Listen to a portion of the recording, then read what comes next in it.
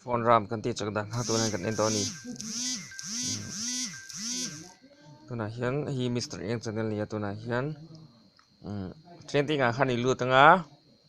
chuan application ti in chungang a setting kan lo tlang puya ma se ka form an hi je ni m5 la ni tu na hian ai nang vek don thawa kha chu har nam lo ta ni application ai lu tanga chuan tin download ti te lo manga pakhata chuan khami ti chakma khan teng hian om thina hi teng hi clear ki changkhat clear tun ta masika poinam lawa teng khan in clear anga khan phone clear among tur lo ti chak do thawa tenga om thina khan teng ho kha i pe venga teng ho kha chuan tinan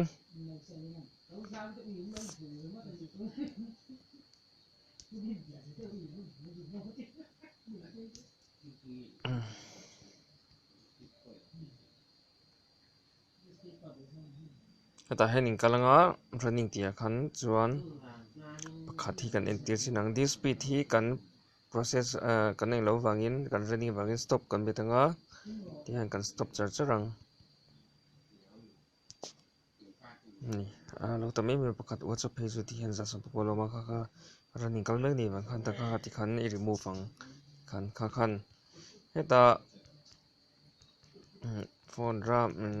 chak zong phone ti mon na ram chak zong kha alo ti bung ve the internet 1.3 ni ta kha hemi kan stop kan stop khan alo ti chak via lo ti siam ve ta ni phone mong lo tuk tur kha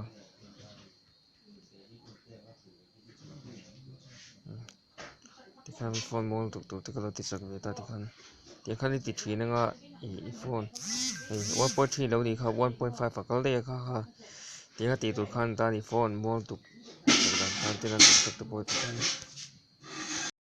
ma se bo chong lo ing ma bo nam chong lo ba kha bo nam lo wa khan phone mong lo tuk tur kha lo ti chak pha ve ta ni